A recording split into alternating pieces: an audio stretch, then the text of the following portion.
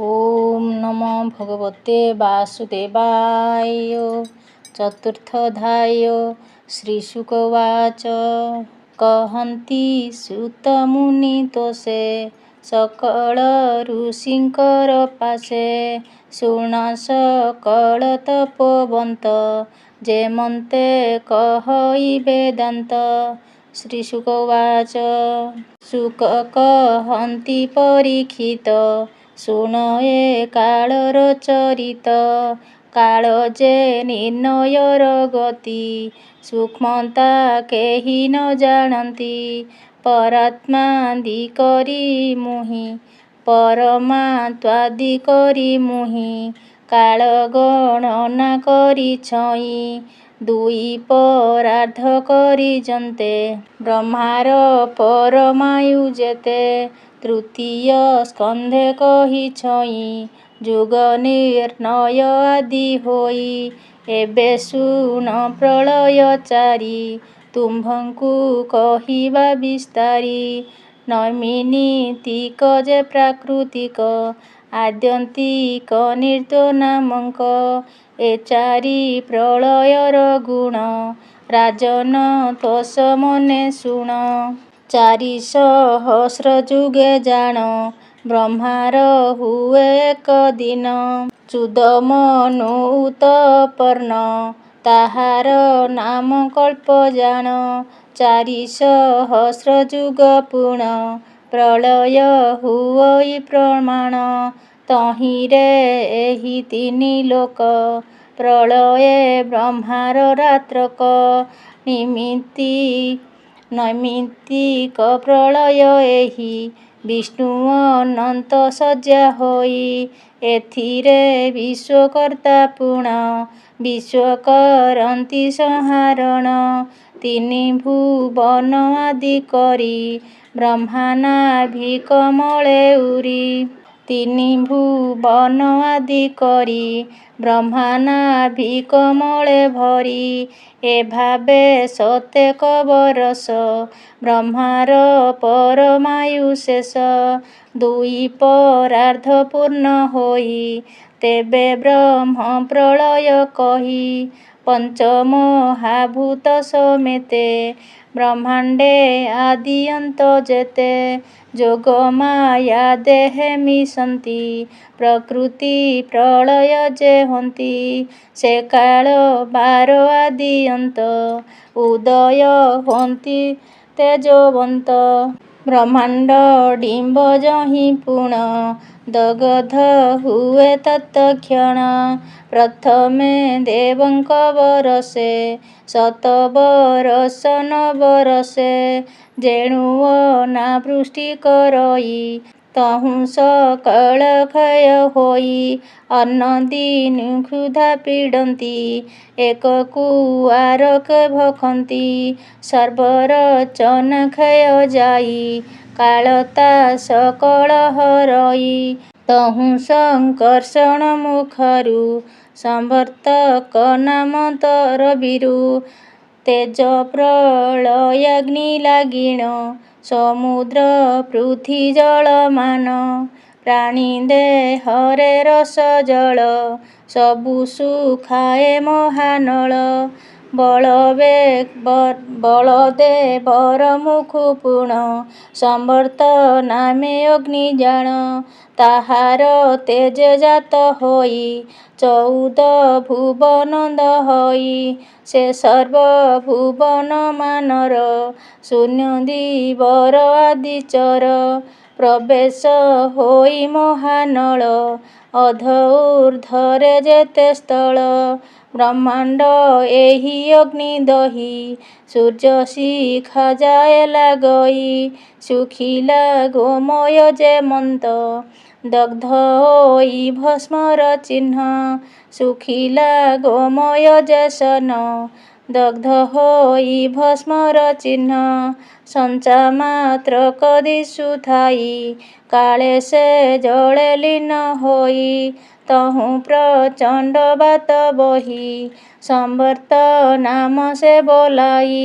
ଶଙ୍କର ଶଣ ମୁଖୁ ଜାତ ବରଷ ଅଷ୍ଟୋତ୍ତର ଶତ ଦେବଙ୍କ ବରଷଣେ ଜାଣ ବହୋଇ ଅବିଶ୍ରାନ୍ତ ପୁଣ ଆକାଶ ମଧ୍ୟେ ଧୂମ୍ର ବର୍ଣ୍ଣ ଭସ୍ମରେ କରେ ଆଚ୍ଛାଦନ ସଂକର୍ଷଣର ମୁଖୁ ପୁଣି ଜାତ ସମର୍ତ ମେଘମାନ ଦେବତାଙ୍କର ବର୍ଷ ପୁଣ ସତେ ବରଷ ପରିମାଣ ମୁଷଳ ଧାରା ପରିମାଣେ ବୃଷ୍ଟି ଯେ କରନ୍ତି ଗର୍ଜନେ ସେଦିନ ବ୍ରହ୍ମାଣ୍ଡ ପ୍ରଳୟ ପୃଥିରେ ଯେତେକ ସଞ୍ଚୟ ଗନ୍ଧ ଗୁଣାନ୍ଧି ଲୀନ ହୁଏ ହୁଅଇ ସର୍ବ ଜଳମୟେ ଅଗ୍ନିରେ ଜଳ ରସ କ୍ଷୟେ ମହାତେଜ ଅଗ୍ନିରେ ହୁଏ ଅଗ୍ନିରେ ପବନ ଲୀନ କରେ ପବନ ଆକାଶେ ପ୍ରଚରେ ସ୍ପରଶ ସମେତ କିରଣ ପବନ ଆକାଶେ ମିଶିଣ ଆକାଶେ ଶବଦ କରିଣ ଅହଙ୍କାର ପ୍ରଚରେ ପୁଣ ଅହଙ୍କାରକୁ ଏକାଦଶ ଇନ୍ଦ୍ରିୟ ଦେବତା ବିଶେଷ ମହତ୍ତତ୍ୱାଦି ପ୍ରକାଶଇ ସେ ଅହଙ୍କାର ଲୀନ ହୋଇ ମହତ୍ତ୍ୱାଦି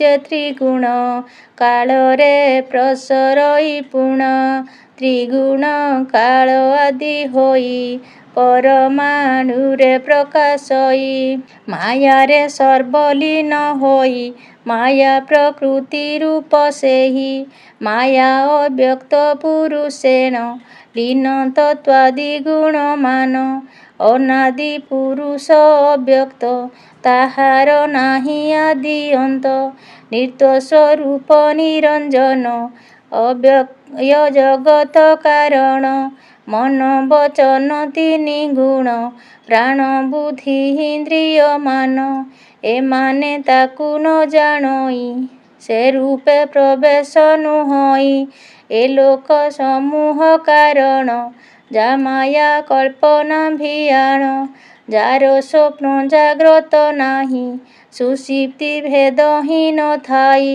ପୃଥ୍ୱୀ ଜଳ ଅଗ୍ନି ପବନ ଆକାଶ ଚନ୍ଦ୍ର ସୂର୍ଯ୍ୟମାନ ଏମାନେ ଯହିଁ ଭେଦ ନାହିଁ ଅଲେଖ ବର୍ଣ୍ଣ ଚିହ୍ନ କାହିଁ ଅନୁଭବି ତର୍କ ନ ପାଇ ମୂଳ ବ୍ରହ୍ମ ପୁରୁଷ ସେହି ତାଠାରେ ଯୋଗ ମାୟା ଲୀନ ବ୍ରହ୍ମାଣ୍ଡ ସମେତ ହୋଇଣ ଏହୁ ପ୍ରକାରେ ଲୟ ହୁଏ 3,000,000,000 ଅର୍ଦ୍ଧ କୋଟିଏ ବ୍ରହ୍ମାଣ୍ଡ ସମେତ ହୋଇଣ ତାଲୋମ କୂପେ ହନ୍ତି ଲୀନ ଯୋଗ ମାୟା ନିର୍ଣ୍ଣୟେ ଗଣି ଅତ୍ୟନ୍ତିକ ପ୍ରଳୟ ଭଣି ଏ ଯେ ପୁରୁଷ ନିରଞ୍ଜନ ଯୋଗ ମାୟାଦି ସମେତେଣ ବୁଦ୍ଧି ଇନ୍ଦ୍ରିୟ ଜ୍ଞାନ ମନ ଅଦୃଶ୍ୟ ସୁଦୃଶ୍ୟ ରୂପେ ଚିହ୍ନ ଆପଣା ସ୍ୱଗୁଣରୁ କରି ପ୍ରଭାକୁ ଆକାଶେ ବିସ୍ତାରି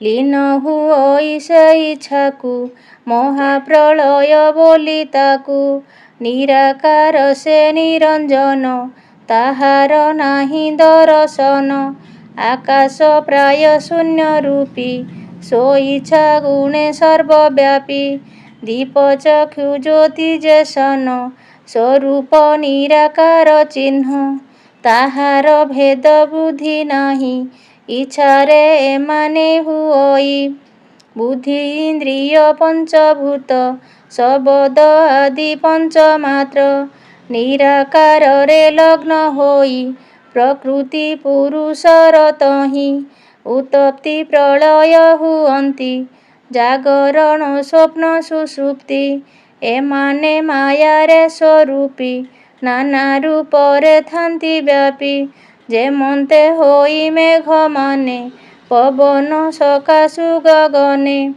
ଘଟନ୍ତି ପୁଣି ଛାଡ଼ି ଯାନ୍ତି ତେମନ୍ତ ହୋଇ ମାୟା ଗତି ମାୟା ସକାଶୁ ଏ ବ୍ରହ୍ମାଣ୍ଡ ଉତ୍ପତ୍ତି ସ୍ଥିତି କ୍ଷୟ ପିଣ୍ଡ ସୂତାକ୍ଷିୟ ଯେମନ୍ତେ ହୋଇ ଉତପ୍ରୋତରେ ବସ୍ତ୍ର ହୋଇ ସେ ବସ୍ତ୍ର ଫିଟିଲେ ସେ ସୂତ୍ର, ଏମନ୍ତ ଈଶ୍ୱରର ଯନ୍ତ୍ର। ଏମାନେ ମାୟା ବିକାରରେ ବ୍ରହ୍ମାଣ୍ଡ ବୋଲନ୍ତି ନାମରେ, ପୁଣି ବ୍ରହ୍ମ ରୂପ ବୋଲନ୍ତି, ଯେ ରୂପେ ଉତ୍ପତ୍ତି ଯେ ସ୍ଥିତି। ଯୋଗ ମାୟା ପୁରୁଷଠାରେ ସଂଯୋଗ ବିଯୋଗ ପ୍ରକାରେ, ଏଣୁ ସେ ଭ୍ରମ ହୋଇଅଛି, ସଂସାରେ ଜଡ଼ ଆବରିଛି। ଅନ୍ୟନ୍ୟ ଆଶ୍ରୟ ସେ କରି, ଏହାଙ୍କ ବିକାରେ ଆବୋରି। ଆତଯାତ ହୋଇଅଛନ୍ତି, ମାୟାକୁ ଧରିଣ ଜନ୍ମନ୍ତି। ଏ ରୂପ ବିକାର ଧାରଣ, ବ୍ରହ୍ମାଣ୍ଡ ରୂପର କାରଣ। ବ୍ରହ୍ମାଣ୍ଡ ବିଶ୍ୱରୁ ଦେହେ ଲୀନ, ବ୍ରହ୍ମ ସ୍ୱରୂପ ତେଣୁ ନାମ। ସେ ଅବିନାଶୀ ଯେ ପୁରୁଷ, ବିକାର ଭେଦେ ଅପ୍ରକାଶ। ଯାହାର ରୂପ ରେଖ ନାହିଁ, ତାହାର ବର୍ଣ୍ଣ ଭେଦ କାହିଁ। ତାହାର ମାୟାର ରଚନା, ନାନା ରୂପରେ ସର୍ଜନା। ଈଶ୍ୱର ମାୟାରେ ପ୍ରବେଶ, ଆପଣେ ଜ୍ୟୋତି ପ୍ରଭା ଅଂଶ।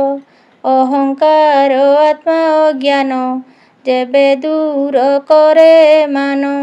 ପ୍ରବେଶ କରି ଅନୁଭବ, ଦେହ କେବଳ ମାତ୍ର ଭୋଗ।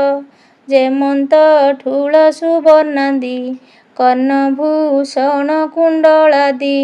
ନାନା ଅଳଙ୍କାର କରିବ, ତହୁଁ ବିଚିତ୍ର ନାମ ଦେବ। ତା ପୁଣି ଭାଙ୍ଗି ଦଗଧିଲେ, ଏକ ହୋଇ ଯେଉଁ ପ୍ରକାରେ। ପିଣ୍ଡର ଜୀବ ଏବେ ଭାରେ, ବ୍ରହ୍ମାଣ୍ଡ ସଞ୍ଚେ ପ୍ରକାରେ। ଦେହେ ସେ ହୁଅଇ ବିନାଶ, ନାମ ଯଶ ରହେ ବିଶେଷ। ଏଭାବେ ବାସୁଦେବ ଲୀନ, ଜ୍ୟୋତି ପ୍ରଭାବ ଅଂଶ କଳା। ଏଭାବେ ବସୁଦେବ ଲୀଳା, ଜ୍ୟୋତି ପ୍ରଭାବ ଅଂଶ କଳା।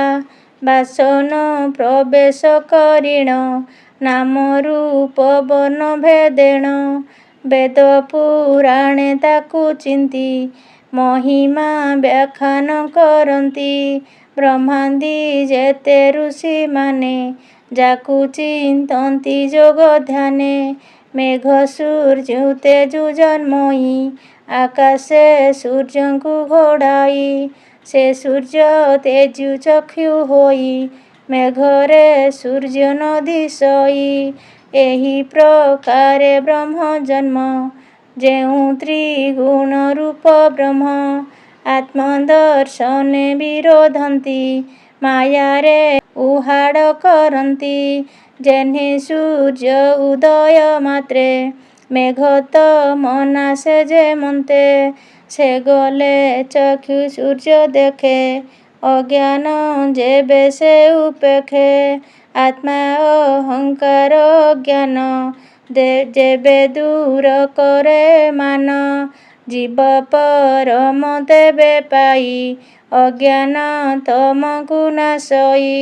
ଆତ୍ମା ବିବେକ ଜ୍ଞାନମୟ, ମାୟା ଅହଙ୍କାର ନିର୍ଣ୍ଣୟ।